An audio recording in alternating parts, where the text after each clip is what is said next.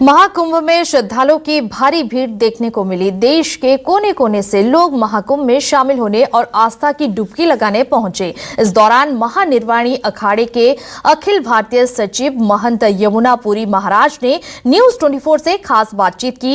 इस दौरान उन्होंने कहा कि अमृत स्नान में ज्यादा भीड़ की वजह से थोड़ी अव्यवस्थाओं का सामना करना पड़ा, लेकिन मुख्यमंत्री योगी आदित्यनाथ ने आश्वासन दिया है। साथ ही उन्होंने कहा कि आने वाले दिनों में सभी व्यवस्थाएं दुरुस्त कर ली जाएगी। महाकुंभ 2025 में देश भर के साधु संतों और महामंडलेश्वरों का जमावड़ा है और पहला शाही स्नान जो है, जिसको अमृत स्नान कहा गया है, इस बार वो मकर संक्रांति के दिन हो चुका है और उसके बाद आने वाले दिनों में और कई अमृत स्नान होने हैं।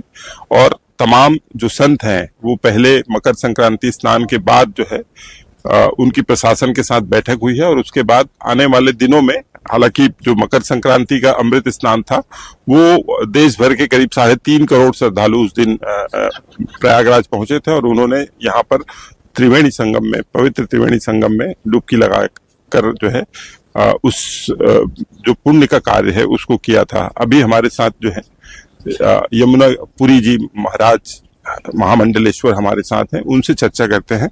महाराज जी, आपसे जानना चाहेंगे कि इस बार जो महाकुंभ जो 144 साल बाद आया है, पहला जो अमृत स्नान हुआ उसमें 3.5 करोड़ लोग जो है वो शामिल हुए। कुल मिलाकर व्यवस्थाओं से संत समाज कितना क्या प्रतिक्रिया है संत समाज की? व्यवस्थाओं को दुरुस्त किया जाना पहला स्नान था। इस पर जो भी खामियां रही होंगी प्रशासन की निगाह में वो हैं और उनको कैसे दुरुस्त किया जाए उसका वो इंतजाम करेंगे और उनको करना ही चाहिए, क्योंकि आने वाला जो स्नान है मौनी अमावस्या का, वो समझ लो सबसे ज्यादा बीच का स्नान और सबसे ज्यादा श्रद्धालु उसमें आते हैं। तो क्या क्या मोटे तौर पे जो आप लोग की बैठक हुई है, खुद मुख्यमंत्री योगी आदित्यनाथ जो है वो पूरे आयोजन की मॉनिटरिंग कर रहे हैं और ये कहा जा रहा है कि प्रधानमंत्री भी जो है खासतौर पे जो पहला अमृत स्नान था उस दिन पल पल वो जो है मॉनिटरिंग करते रहे। तो किस तरह की बातें संत समाज ने पहुंचाई है कि किन किन क्षेत्रों में सुधार की आवश्यकता बताइए आप लोग? वो जिन सक्षम अधिकारियों को जो कहना था वो हम लोगों ने कह ही दिया है ना। उसको ज्यादा उसमें ले जाना उचित भी नहीं होता है, क्योंकि शायद अधिकारियों को भी इतना मालूम, इतना जानकारी नहीं होगी कि इतनी ज्यादा श्रद्धालु आ जाएंगे। तो पीछे जो हुआ चलो कोई बात नहीं, लेकिन पीछे जो हुआ वो तो हुआ, लेकिन उससे आगे सीख करके आने वाले स्नान पे व्यवस्थाएं पहले से बेहतर हों और अच्छी होनी ही चाहिए, क्योंकि जब अपनी खामियों का हमको पता लगता है तो उसमें सुधार की गुंजाइश सदा रहती है। जी महाराज जी, मैं करीब करीब 4 कुंभ में स्नान कर चुका हूँ, लेकिन इस बार का कुंभ जो है वो मतलब कई मायनों में अलग है। क्या लगता है, मतलब इसका कारण क्या समझ में आता है?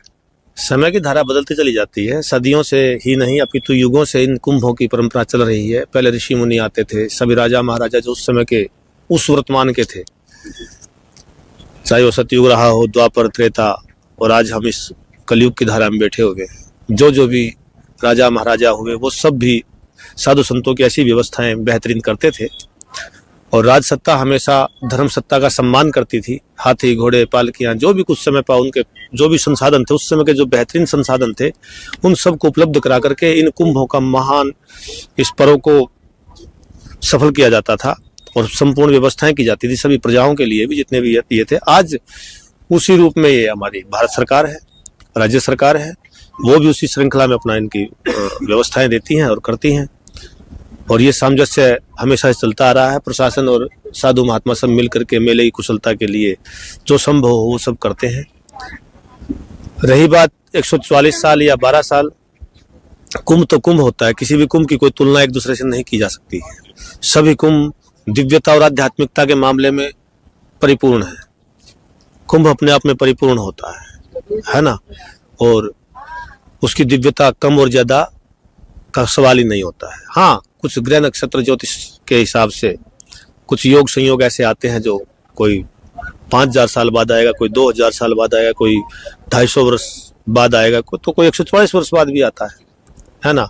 पूरे माघ मास में ही पूरा कुंभ के स्नान है वो सिमट गए हैं, यानी कि उसी में आ गए हैं सारे के सारे। तीनों प्रधान स्नान तो पूरे माघ मास में समाहित हो गए हैं। तो ये पहले थोड़ा इधर उधर हो जाता था आगे पीछे। ये पहली बार देखा गया महाराज जी कि ये कुंभ जो है वो पूरी तरह से डिजिटल कुंभ है, और इस कारण से पूरा विश्वव्यापी इसका प्रचार प्रसार जो है वो हो रहा है। और ऐसा देखने में आ रहा है कि ये जो गूगल का जो एनालिसिस बताता है कि मुस्लिम देशों में कुंभ को, महाकुंभ को बहुत देखा जा रहा है, सर्च किया जा रहा है गूगल सर्च इंजन में।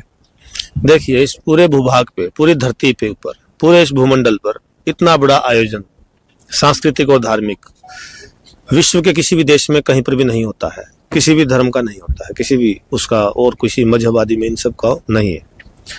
इतनी ज्यादा मात्रा में श्रद्धालु, सनातनी, गृहस्थ प्रेमी यहाँ आते हैं, और बहुत बड़ी संख्या में साधु संत योगी विरक्त भी यहाँ आते हैं। इन दोनों का इससे बड़ा संगम कभी नहीं होता है।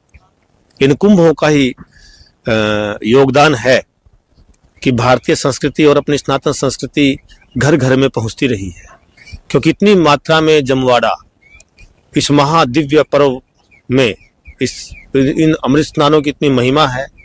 और धरती, जब जब कुंभ आता है, धरती के अंदर एक प्रकाश लेके आता है, पूरी वसुधा को उसका लाभ प्राप्त होता है। उस तत्व को जानना है, मृत्यु और मां अमृतम गमय, मृत्यु से अमृत की तरफ है, असत्य से सत्य की तरफ। तो यही तो सनातन के मूल सूत्र हैं कि हमेशा आप आगे बढ़ो, ऊपर बढ़ो, प्रकाश की तरफ गतिमान हो जाओ, है ना। तो यहाँ पर मैं जो आपके माध्यम से, आपके चैनल के माध्यम से जो भी देख रहे हैं, उन सबको मैं यही कहना चाहूंगा कि यहाँ एक पिकनिक स्थल समझ के ना आए, अभी तो विशुद्ध रूप से आध्यात्मिक ऊर्जा क्षेत्र मान करके आए, और यहाँ पर आए और सत्कर्म करें, अच्छे कर्म करें, अच्छे विचार करें, बेहतर को महसूस करें, अनावश्यक विचारों को एक साइड में रख करके और यहाँ की इस दिव्यता को महसूस करें। इन फहराती हुई धर्म ध्वजाओं की तरफ जब आपकी दृष्टि पड़ेगी तो लगेगा एक अलग ही संदेश दे रही है।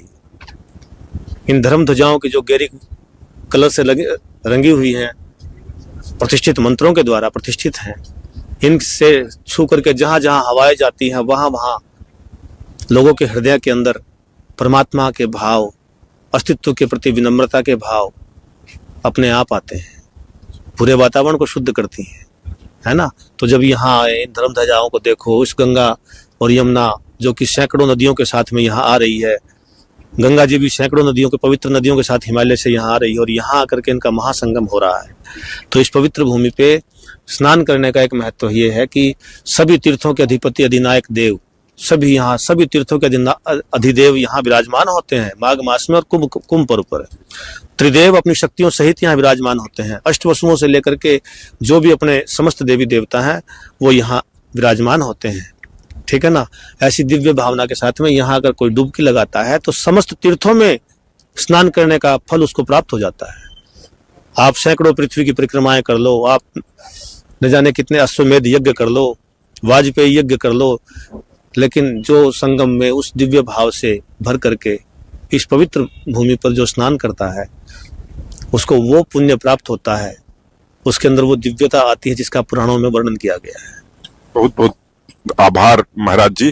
तो ये थे महामंडलेश्वर यमुनापुरी महाराज, महंत यमुनापुरी महाराज जी, जिन्होंने महाकुंभ का आध्यात्मिक और धार्मिक महत्व बताया और युवाओं को संदेश दिया कि वो यहाँ पर आए तो पवित्र भाव से आए, और यहाँ के जो विविध सनातन धर्म के प्रतीक चिन्ह पूरे कुंभ क्षेत्र में लगे हुए हैं उनको अनुभव करें। और उन्होंने बताया कि किस तरह से जो संगम स्थल है उसका किस तरह से धार्मिक और आध्यात्मिक महत्व है, और वहां पर डुबकी लगाने से कैसे जीवन में बदलाव लाया जा सकता है। कैमरामैन घनश्याम पटेल के साथ मनोज सिंह बघेल, न्यूज़ 24 प्रयागराज।